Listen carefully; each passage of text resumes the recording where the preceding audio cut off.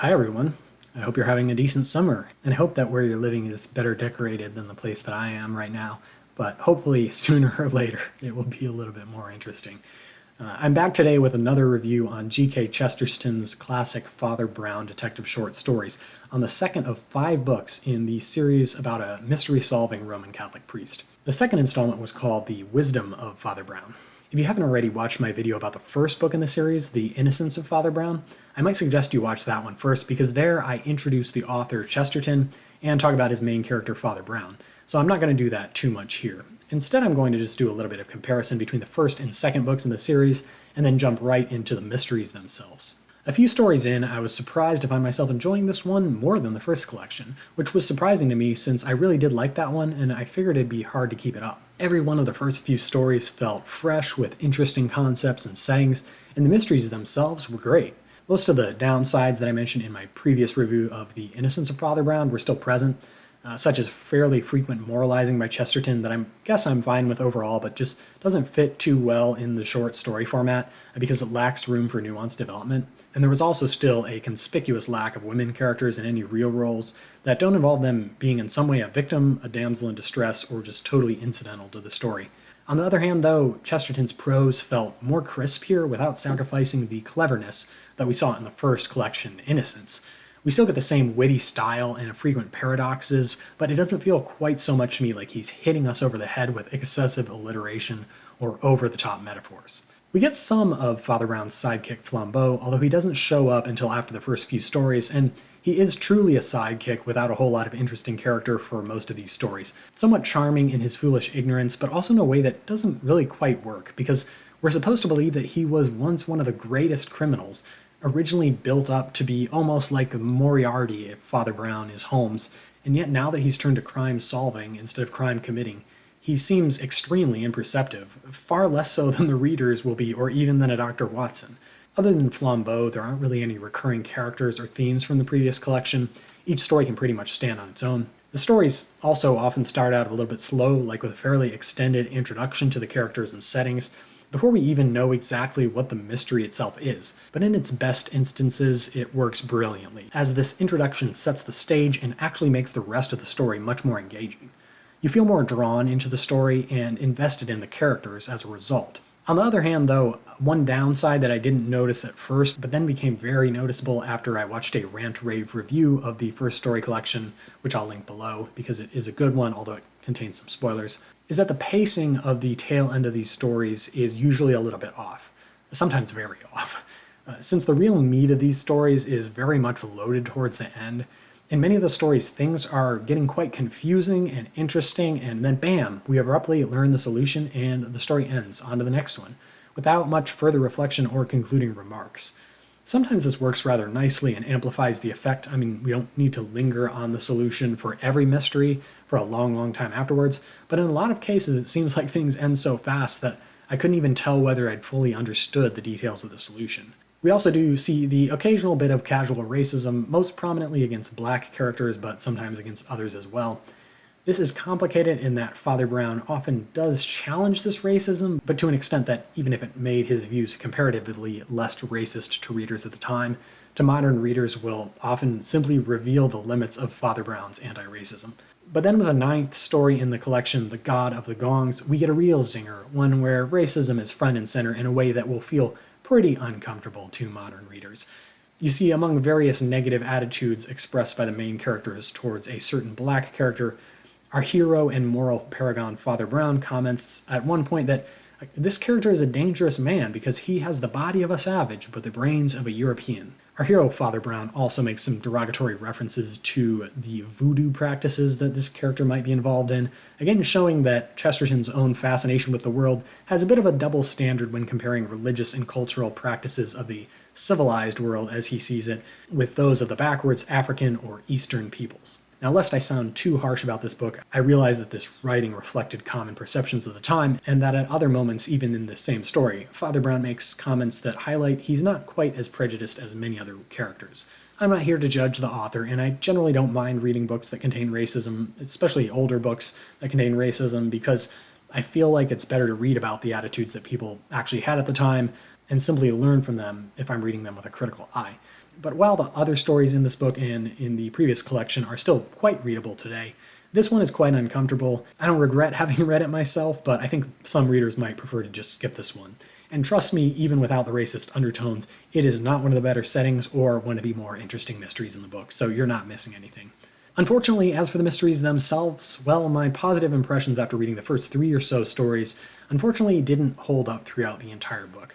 Not only do the solutions start to involve a certain pattern that I'll get into more in the spoilery section, but that makes them feel a little bit less surprising and exciting, but some of the later mysteries in this book are just real duds. Some of them with solutions that seem too complicated to be the most parsimonious, or that is the simplest way to explain the existing evidence, and others that just don't even make a whole lot of sense, where the readers will be left at the end thinking about whether we even understood the explanation. So while the wisdom of Father Brown started off more promising than the innocence of Father Brown, after completing all 12 mysteries, I unfortunately have to rank Wisdom a little bit lower, although I still found it quite enjoyable overall on the merits of its better stories. Alright, so now I'm going to talk about each of the stories as an individual, and there will be spoilers starting from here, so now's your chance to escape if you want to read them yourself first. Unlike last time where I tried to rank or group the stories roughly from least favorite to favorite, this time I'm just going to go through them in order since I think that's going to be easier to follow. The first story, The Absence of Mr. Glass, was about a lodger who spends a lot of his time locked in his room communicating with a mysterious Mr. Glass, who has only rarely been spotted, but it's wondered if he's up to some rather shady business, a fear that only heightens when he's discovered dead, bound up in the corner of his room, after what looks to have been a skirmish with an intruder. This was a great way to start out this collection. I'm guessing some people might have actually solved it, at least partway through. Although I suspected for a while that something about this whole incident might have been staged, it took me pretty much right up until the end to understand exactly what this man's deal was. It finally clicked for me right when Father Brown started hinting at the fact that maybe this large hat was not in fact a hat meant to be worn at all. And I really like this way that in many of the better Father Brown mysteries, Chesterton basically keeps giving bigger and bigger hints to the extent that we'll have all figured it out by the time he really spells out every last detail, but some of us might get it sooner. For example, I'm guessing some of you might have gotten it once the conversation shifted to the nature of the man's profession, if you didn't even get it sooner than that. Although at that point I was kind of still thinking, maybe he's an actor. The next story, The Paradise of Thieves, was just a really fun concept. The idea of this danger of modern-day Italian bandits evoked for me one of the extended subplots from Alexandre Dumas' classic, The Count of Monte Cristo, as well as a book by Anne Radcliffe called The Italian that I started reading and still would like to return to, but that's for another discussion. Again, a lot of the fun of this mystery comes from piecing together what's going on, all while always being probably just a little bit behind the unfathomable Father Brown. First, I gathered that this friend of Muscari's, who was working as a courier, was probably planning some sort of bandit attack since he seemed so bent on denying any such danger. Then I pieced together that this whole thing may have been staged when the coach toppled over in basically the safest possible spot, and only when Father Brown started heavily insinuating about the strangeness of the circumstances did I gather that he suspected the banker himself might be in on the act. When it all came together in the end, it may not have been the most airtight mystery plot I've ever read, but I really enjoyed it, and it really stood out for the broader scenario in which the mystery was interwoven. The duel of Mr. Hirsch, or should I say the duel with an A of Mr. Hirsch, as it turns out to be, can't imagine that this pun was unintentional given that it's Chesterton. This is one that was, to be fair, a pretty nice mystery, although it unfortunately felt slightly underwhelming since it came so close in my mind to The Absence of Mr. Glass, a mystery that involved a similar concept of a person that doesn't actually exist. The ending of this one actually leaves things a bit open-ended, vaguely implying that Mr. Hirsch actually lives a double life, and that this duel was arranged as a way to reconcile the effect between these two public sides of Mr. Hirsch's personality and to effectively even kill one of them off, though many questions will still remain for us readers, at least for me. Where this story impressed me the most, though, was in the way that it skillfully hints at some of Chesterton's ideology in a less direct way than in most of his other stories, where I tend to appreciate it less. Here, instead of just having an atheist character and an anti-military character get owned by Father Brown in their attempts to carry out some criminal plan, this aspect of the characters is just briefly mentioned within the broader context of this discussion of opposites that occurs as part of the story. As a result, here Chesterton finally manages to insinuate without insisting this paradox that to exist purely in opposition to something else is almost to exist not at all. It means that the opposite is inherently defined by the thing it opposes, and thus cannot exist without its opponent. My interpretation here was that Chesterton's trying to imply that atheism and anti-militarism, or at least a militant sort of atheism and a militant sort of anti-militarism. Hey, don't blame me. Chesterton is the one who's setting it up this way. Anyway, these ideologies are in themselves defined by the things that they oppose, meaning that if the thing they oppose is really as ridiculous as they suggest, then they themselves must be similarly ridiculous. Without going into an actual debate over the validity of this reasoning, I think it's a genius way of presenting this idea, and all the more genius because Chesterton let me infer this for myself instead of having Father Brown preach it to me. And I think it's a hugely relevant point for today in our current polarized climate. For example, in the US, the closer the Democratic Party moves towards not only lambasting the Republicans as ridiculous, but also defining and emphasizing themselves as the polar opposite of everything that the Republicans stand for, and vice versa, then well, isn't the exact opposite of something ridiculous actually somewhat ridiculous in itself as well?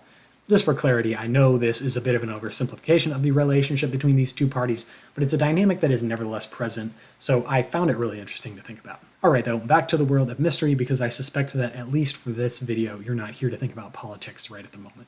Next was The Man in the Passage, which I found kind of clever. I first thought that the two main rivals were in it together because they seemed to be describing very different people who they witnessed near the scene of the crime, people who were very clearly different in shape than the other. This was in spite of claiming at first to have believed the other person to have been the murderer, which was a bit of a small discrepancy to me that was never resolved.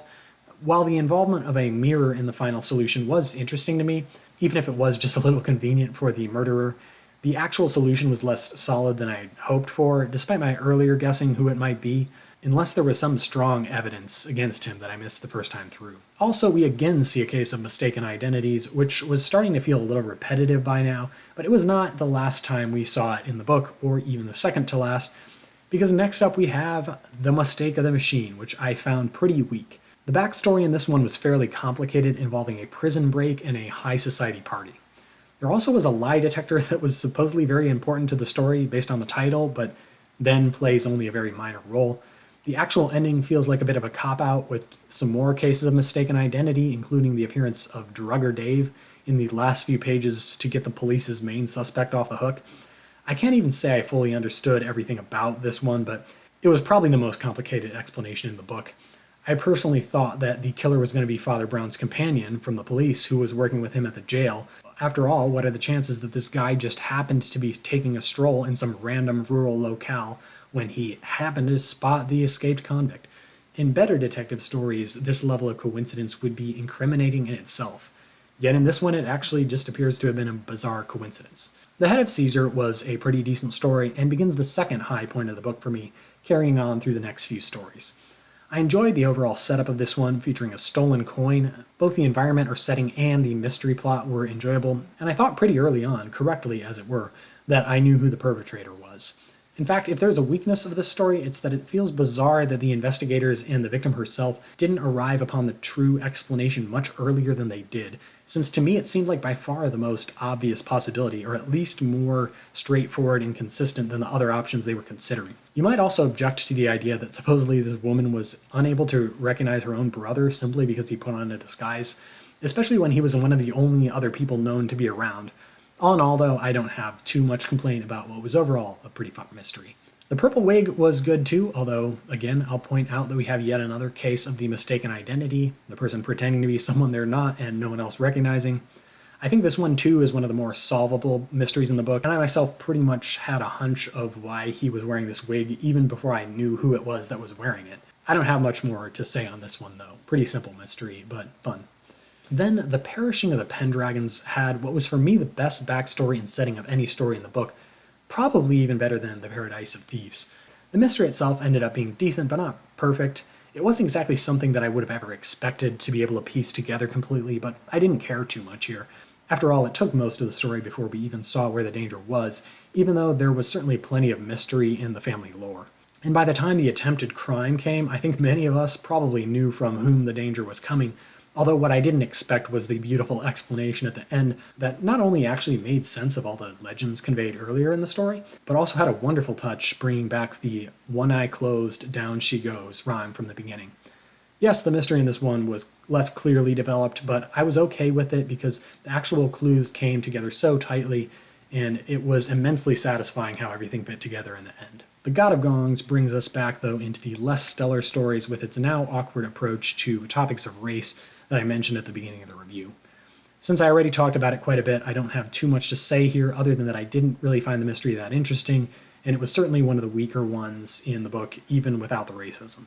The one thing that I did like was the way that Chesterton makes it very clear in the story early on that a body has been found under the bandstand without actually saying it outright, in a way that could be easy enough to miss if you were kind of just not paying close attention.